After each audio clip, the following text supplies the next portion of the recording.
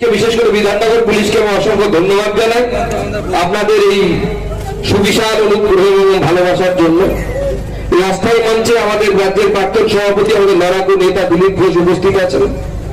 উপস্থিত আছেন আমাদের রাজ্যসভার সাংসদ বাগ্মী শ্রমিক ভট্টাচার্য, রাজ্যের সাধারণ সম্পাদক অগ্নিমিত্রা পাল, আমাদের রাজ্যের আরেকজন সম্পাদক তথা বিধায়ক লক্ষণ ঘোড়ই, অগ্নিমিত্রা দিয়ে বিধায়ক। আমাদের দুটো মোর্চার সভাপতি আমি দেখতে পাচ্ছি, এসসি মোর্চার সভাপতি ডক্টর সুদীপ দাস, কিষাণ মোর্চার সভাপতি আমাদের মহাদেব সরকার, আমাদের কৃষ্ণেন্দু মুখার্জি, আমাদের তাপস মিত্র, আমাদের কাউন্সিলর এবং সুবক্তা সজল ঘোষ, আমাদের শঙ্কুদেব পণ্ডা, আমাদের ম্যাডাম ওই পাশে দাঁড়িয়েছেন রাজ্যের সহসভাপতি এবং বিশিষ্ট ডাক্তার মধুচন্দা কর, আমাদের যুব মোর্চার ভাই বুলেট জিএস, আমাদের কৌশিক ভাই এবং আমাদের সঞ্চালক মানস থেকে শুরু করে অন্যান্য বিভিন্ন রাজ্য জেলা সভাপতিরা নিচে আছেন, তাদের সকলকে এবং আমার গলার আওয়াজ যতদূর পর্যন্ত যাচ্ছে গৈরিক অভিনন্দনের সাথে আমি দু চারটে কথা আপনাদের সামনে বলতে চাই। শুরু করব, আরজি করের রায় আজকে এসেছে।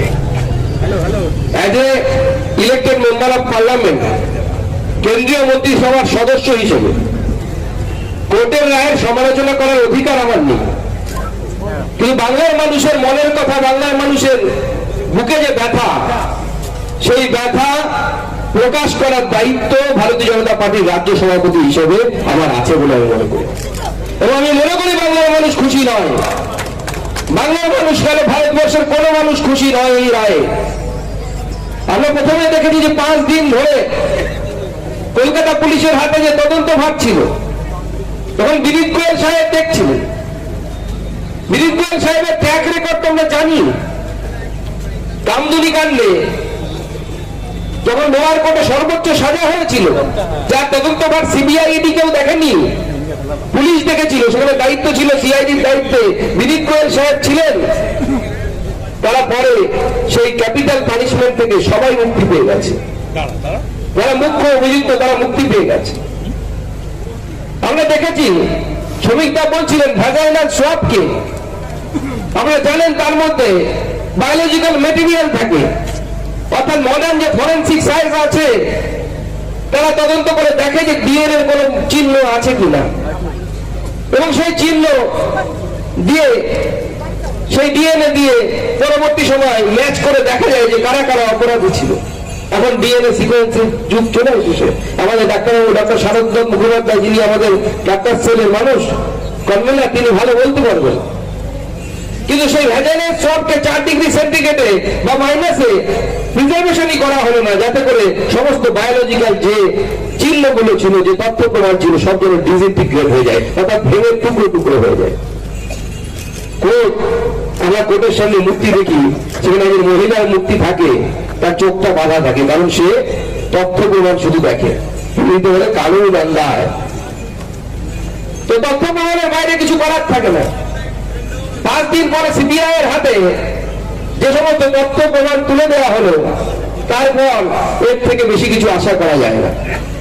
কারণ ক্রাইম সিন, যেখান থেকে নতুন তথ্য প্রমাণ খুঁজে বের করা যায়, তাকে তো গরু চড়ানো মাঠে পরিণত করে দিয়েছিল কলকাতা পুলিশ এবং মমতা বন্দ্যোপাধ্যায়ের দলবল। সেখানে উকিল থেকে শুরু করে, ডাক্তার থেকে শুরু করে, ছোট ডাক্তার, বড় ডাক্তার, মেজো ডাক্তার, যারা তৃণমূল কংগ্রেস করে, যারা কুকুর বিড়ালে ডায়ালাইসিস করে হসপিটালে, সেই টাইপের সমস্ত ডাক্তার তারা ঘুরে বেড়াচ্ছিল, চড়ে বেড়াচ্ছিল কুকুর বিড়ালের মতো হলে। তথ্য প্রমাণ সমস্ত কিছু মিটিয়ে দেওয়া হয়েছে। তারপর যা হওয়ার ছিল সেটাই হলো। তবুও আমরা আশা করেছিলাম যে একজন হারাধনের একটি ছেলে যা ওকে পাওয়া গেল, সেই সঞ্জয়, তার কমসে কম সর্বোচ্চ ক্যাপিটাল পানিশমেন্ট হবে। কিন্তু ক্যাপিটাল পানিশমেন্ট হয়নি। আদালতের রায়, এটা নাকি রেয়ারেস্ট অফ রেয়ারেস্ট অকারেন্স নয়। আর মুখ্যমন্ত্রীকে কোর্ট বলেছেন 17 লক্ষ টাকা খুন এবং ধর্ষণের পারিশ্রমিক, না কি বলবো আমি জানি না, মানে কথাটা বলতে মুখে আনতে আমার খুব কষ্ট হচ্ছে। 17 লক্ষ টাকা মেয়ের মা বাবাকে দিয়ে দেওয়ার জন্য। আমি জানি না মহামান্য আদালত কি ভাবছেন, কিন্তু 17 লক্ষ টাকা দিয়ে কি সেই মেয়ের ইজ্জতটা ফিরিয়ে আনা যাবে, সেই মেয়ের জীবনটাকে ফিরিয়ে আনা যাবে? মা বাবা তিলে তিলে যে মেয়েটিকে মানুষ করেছিল, ডাক্তার বানিয়েছিল, এমডি করাচ্ছিলেন, তাকে কি ফেরত পাওয়া যাবে? তারপর তা বলছিলেন স্যালাইনে ছত্রাক, রাজ্য এই সত্যি ছত্রাক ধরে গেছে। আর ছত্রাক যেমন তেমন ভাবে ধরেনি, প্রত্যেকটি জায়গায় সিন্ডিকেট। এই স্বাস্থ্য ভবন সিন্ডিকেটের অন্যতম জায়গা, তাতে আমার নর্থ বেঙ্গল লবি। কোইন্সিডেন্টালি আমারও বাড়ি নর্থ বেঙ্গলে, কিন্তু নর্থ বেঙ্গল লবি যে কি আজ অব্দি আমরা বুঝতে পারলাম না। বেশ কিছু ডাক্তারবাবুরা তারা নাকি চক্র তৈরি করে ফেলেন, যারা কোনো না কোনো নর্থ বেঙ্গলে থাকতেন, এবং সেই চক্রটা কত শক্তিশালী আপনারা ভাবতে পারবেন না। যে যখন পশ্চিমবঙ্গ কেমিক্যালসে ফার্মাসিউটিক্যালসে তৈরি এই যে স্যালাইন, এই স্যালাইন রাজ্য সরকার 14 তারিখে না করে দিয়েছে, তারপরেও বিভিন্ন জায়গায় সেই স্যালাইন বহাল তবিয়তে চলছে। 8ই জানুয়ারি 4 জন মহিলা অসুস্থ, একজন মারা গেল, পরবর্তী সময় 3 জনকে ট্রান্সফার করে দেওয়া হলো গ্রিন করিডোর করে। ওই ভারতবর্ষের অন্যতম ভালো হসপিটাল আমি বলবো, যতই মুখ্যমন্ত্রীকে খারাপ হসপিটাল বলুক, এসএসকেএমে নিয়েছে তাকে চিকিৎসার ব্যবস্থা করা হয়। কিন্তু মুখ্যমন্ত্রী কি সত্যিই জানতেন না? আজকে কি এই প্রশ্নগুলো উঠবে না? আলিপুরদুয়ারে যখন একজন ডাক্তারবাবু, আমার কাছে চিঠিটা আছে, আমি পড়ছিলাম, ডাক্তার উদয়ন মিত্র আমাদের অগ্নিমিত্রাধিকার কথা উল্লেখ করলেন। তিনি লিখছেন চিঠিটা to the superintendent Alipurduar district hospital. কি লিখছেন ডাক্তারবাবু? With due respect, we would like to share our observation over a serious matter related to G&O ward, মানে গাইনোকোলজি যে ওয়ার্ড, সেই ওয়ার্ডের ব্যাপারে বলছে। সিরিয়াস ম্যাটার জানাতে চাই। past few months there are sudden increase in maternal mortality and morbidity following cesarean section. অর্থাৎ বাংলা করলে দাঁড়ায় যে লাস্ট কয়েক মাসে একজন ডাক্তারবাবু স্বতঃপ্রণোদিত হয়ে সুপারিনটেন্ডেন্টকে জানাচ্ছেন যে লাস্ট কয়েক মাসে সিজারিয়ান বেবি, অর্থাৎ সিজার করার, আমরা যাকে চলতি ভাষায় সিজার বলি, সেই সিজার করার পর দেখা যাচ্ছে মহিলাদের মৃত্যু বেড়ে যাচ্ছে, মর্বিডিটি বেড়ে যাচ্ছে, মর্টালিটি বেড়ে যাচ্ছে। এবং সেখানে তিনি উল্লেখ করছেন যে but this scenario was totally change, কিন্তু এটা পরিবর্তন হয়ে যাচ্ছে। কখন? বলছেন যে যখন আমরা রেপুটেড ব্র্যান্ডের কোন আউটসাইড থেকে যখন কোন স্যালাইন ইউজ করছি তখন, বা আইভি ফ্লুইড ইউজ করছি, তখন সমস্ত কিছু চেঞ্জ হয়ে যাচ্ছে। এবং তিনি বলছেন যে তদন্ত করুন আপনারা। শেষে উনি লিখেছেন, we would like to request you to take some measures to build up our confidence to prevent such unwanted death. একজন ডাক্তারবাবু সই করেছেন, নিচে আরো 2 জন সই করেছেন, তাদের নামটা মুছে দেওয়া হয়েছে, কারণ তারা এখনো চাকরিতে আছে। তাদের যেন বাড়িতে হামলা না হয়, তৃণমূলের হারমাতরা যেন হামলা না করে, তাই তাদের নাম, তাদের ট্রান্সফার যেন না করা হয়, তাদের নামটা মুছে দিয়েছি আমরা। কিন্তু একজন ডাক্তারবাবু না, 3 জন ডাক্তারবাবু এর থেকে সহমত ছিলেন। মুখ্যমন্ত্রী স্বাস্থ্য ভবন, যা নাকি নর্থ বেঙ্গল লবি থেকে চলে, তারা কি করলো? একজন ডাক্তারবাবু যখন উদয়ন মিত্র জানালেন, তার পরিপ্রেক্ষিতে তাকে একটা লেটার দেওয়া হলো। সেই লেটারটাও আমার কাছে আছে, শোকজ লেটার। সেখানে তো লেখা হচ্ছে, হ্যারাস ডক্টর উদয়ন মিত্র, তারপর সে তার ডিগ্রি করে চাকরি করেন, district hospital Alipurduar has reportedly been violating the instruction with regards to the following of the standard labor room protocol. ভাবুন, একজন ডাক্তারবাবু যিনি ধরিয়ে দিচ্ছেন যে কোথাও একটা ভুল হচ্ছে, আপনারা যে ওষুধ সাপ্লাই করছেন, স্যালাইন সাপ্লাই করছেন, সেই স্যালাইন দিলে রোগী মরে যাচ্ছে, মায়েরা মারা যাচ্ছে, তাকে বলা হচ্ছে যে আপনি প্রোটোকল ভাঙছেন।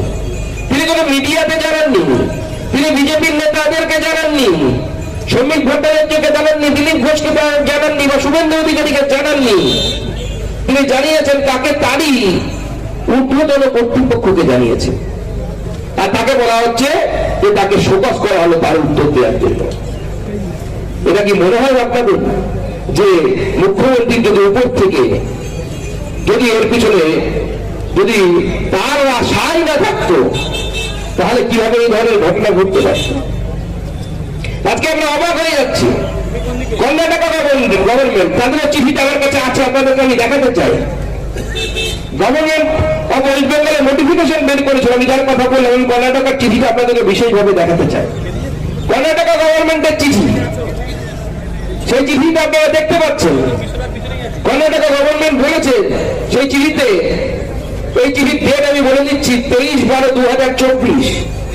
সেই চিঠিতে অনেক বড় চিঠি, আমি একটা পোর্শন লক্ষ্য করছি। Between 9th and 11th November 2024, 4 maternal deaths have been reported in the district hospital Bellary, wherein it has been noticed that the RL batches,